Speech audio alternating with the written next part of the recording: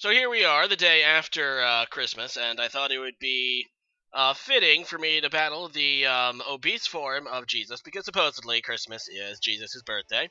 And yeah, this is a battle against Fat Jesus, which is a little bit different than Jesus, admittedly, but whatever. Anyway, this is just another Gen 7 battle. Actually, this is our second Gen 7 battle. The first one, yeah, some of you guys might remember, ended up being a Gyarados sweep in my favor. That's so Gen 4, but whatever. He's a good battler, as you can probably tell from the several Gen 6 battles we had. And yeah, let's go ahead and get into this one. I'm going to lead with Mega Pinsir. And just because I kind of knew that this Butterfree was going to be the lead and I wanted to get a quick attack off on it, now it's probably going to have a Focus Sash. And looking back on this, it's probably a mistake. I should not have let my Pinsir obviously take the Sleep Powder, but something needed to do it, but it shouldn't have been Pinsir, because Pinsir is really the only priority I had on this team. So, Pinsir's asleep, but the Butterfree's nearly dead. He's obviously going to go for a Quiver Dance now. I'll go into Magnezone, which is a Choice Specs Magnezone, I believe. And as he gets off a Quiver Dance, and I'm just going to... I went into Magnezone because I resist both of his moves. And, yeah, he can't obviously put this to sleep because of Sleep Claws, as he just goes for a Bug Buzz, and that's not going to be very effective as I just go for a Volt Switch, expecting maybe a switch. I maybe should have just went for an attacking move, because now I'm going to have to reveal my Pokemon before he does, although it's actually not a big deal, because if I didn't do that, then he would know that I had Magnezone out and could switch accordingly. Either way, he's going to go out and go into Mimikyu, and I played this completely wrong here, and I was not expecting the Mimikyu to have Substitute. I saw one earlier in an earlier Wi-Fi battle, but I thought that I Mimikyu with Substitute. It's actually really, really dangerous. I was trying to T-Wave it. I really should have just Psychicked it if I wanted to deal with that. I'm just going to set up the Stealth Rocks, which is honestly another mistake, because now I'm going to let it get set up, because that's going to be 2 Swords Dances for Mimikyu now, and he still has his Disguise as well, so yeah, obviously this is not in my favor right now. I just go for the Psychic to get rid of that sub, and yeah, I'm just going to stay in with my Necrozma. Now, obviously, he has the Ghost move. Actually, apparently he doesn't. He doesn't have Shadow Claw. That's the what he gave up to be able to use Substitute. And I'm able to survive it, mostly thanks to, actually, no thanks to my ability, because that wasn't even super effective. Just thanks to Necrozma's really decent bulk. However, he does probably have Shadow Sneak, and he is going to be able to kill me with that. And yeah, it sucks for Necrozma because it goes down. I did get rid of its Disguise, though, which is huge, so I'm hoping to Revenge Kill it. Although I really, like I said, my only priority was Pinsir. So I'm going to go into Turtonator here, which is supposed to be a physically defensive wall. I'm just going to go ahead and set up my Fire Trap thing.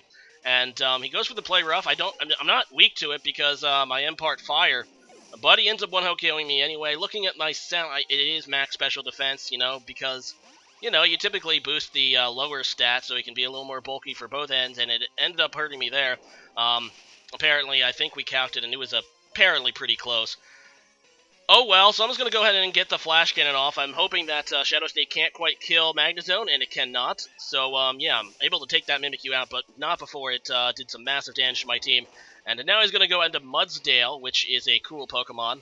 But I obviously don't want to stay in on this because it can kill me, and looking at his team, I can still outspeed a fair number of his Pokemon with Magnezone and hit them pretty hard, so I want to keep it. I'm going to go into Pinsir, predicting the obvious ground move. Now, these things probably have a rock move, but I decided to try to stay in anyway, maybe get the first turn Wake or something, I don't know. Or that he'll just miss with a rock move. Because I can't safely switch into Araquanid, obviously, on a rock move, and, yeah, it's unfortunate. He is going to go ahead and withdraw into Vaporeon, though. Pretty decent play, because, he predicted the Liquidation, I suppose. And, yeah, obviously I can't do anything to that, because it has Water Absorb, and, it's going to pretty much heal everything back. However, I have some advantage here. He's going to go for the Scald now. He told me at the time that he was hoping for the Bird, but he actually can't get it due to Araquanid's ability, Water Bubble, which actually prevents burning, so... at this point in the battle, he's actually under the impression that he can bird me. So he's actually going to stay in here and continue to scald me for a little bit as I eventually switch up to Poison Jab because I'm like, okay, well, the only way I'm taking out this Vaporeon, looking at my remaining of my team, it's way too bulky. I need to get the residual damage on it, so I'm going to go for the Poison Jab and hope that I can get the poison myself. Both moves are 30%, I believe, to inflict their status. Obviously, he cannot inflict burn on me due to my... due to my water bubble, and I'm taking these hits very well due to the fact that I am carrying an Assault Vest, and yeah, as you can see, I take those very well, and I can just heal my HP later with Leech Life. So that's what I'm kind of hoping at this point, as he continues to scald me. It wasn't until, like, I think we were talking on Discord, and I'm like, and he was complaining, why haven't I gotten the bird, and you're so lucky, and I'm like, dude, you can't bird me, bud. And that's when that's when I got the poison, and I think at this point he knows that he can't burn me. So, yeah, I'm just going to switch back to Leech Life, and as he goes for the Wish, no reason for me to keep going for Poison Jab, although you'll see here in a minute that I made a pretty poor prediction. I didn't want to, like, overthink it and go for the Liquidation, but I really should have. He goes for the Wish. Actually, it doesn't really matter, because I don't think I would have been able to one-hit KO Mudsdale with a Liquidation anyway, but, yeah, he's going to be able to go into Mudsdale. I'm not going to be able to do much with Leech Life at all, and he's going to be able to pretty much heal everything that I do to it, and to boot, get off his stamina ability, which is the thing that makes Mudsdale really neat. Actually, I went for a Crunch, I think. I actually think I was kind of predicting that, but I wasn't sure, so I went for Crunch, and yeah, that was stupid. Crunch can also get a defense drop, so maybe that's what I was thinking. And, of course, he still has Rock Slide, and I don't take that very well. But at this point in the game, I don't really have anything I can say switch into. Even Magnezone, I'm not 100% sure, can live a resisted Rock Slide, because it's already so low in HP. So I just pretty much go for a Liquidation to get damage on this thing. And it actually does a fair amount, despite the fact that he has that defense boost. So good job, Araquanid. You did damage to this thing, and you pretty much crippled the Vaporeon. So that works. I'm going to go into Magnezone now. It's really my only hope, because this is my real special sweeper thing. So I'm hoping to KO with a Flash Cannon. I am able to do it, so at least I don't have to deal with the Mudsdale anymore. And now he's going to go into Marowak, which is, I saw in Team Preview, and looking at my team, he's probably going to take it with this Marowak. I'm just going to stay in and go for a Flash Cannon. I could have switched out and sent Guzzlord to, instead go for a Thunderbolt.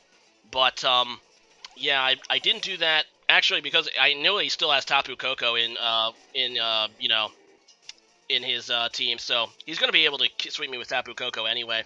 Either way, he's going to go for the Earthquake here against Guzzlord, which is an interesting Pokemon. It's a dark dragon that it has a lot of HP, as you can probably tell. I'm not really sure how it's going to differentiate itself, but I kind of think it's cool anyway. He ends up critting the Earthquake. Doesn't really matter, I don't think, because even though Guzzlord is kind of bulky, he's not going to be able to take an X4 Dazzling Gleam from Tapu Koko. So that's a nice game, Fat G's We're going to have a tiebreaker sometime soon. And let this video be a reminder to everyone, don't underestimate Mimikyu. It's so good. And don't try to put it in a box like, okay, it's not good. I can just paralyze it maybe, and then it's not so much of a threat, because they can carry Substitute. Anyway, today's question of the day, a couple battles ago, I asked what your favorite NPC in any Pokemon game is. What is your favorite PC as in playable character? Now, obviously, they don't really have much personality in a Pokemon game. They're silent protagonists, just so you know. So I guess it would be, which one do you think looks cool, did the coolest stuff in-game, etc. So leave a comment about that. As for me, I'd probably have to say Red, just because, I don't know. Red is just a badass. That's all I'm going to say about that, which is the protagonist of Red, Blue, Yellow, Fire, Red, Leaf, Green. Anyway, leave a comment about that, and see you guys again next time. Later.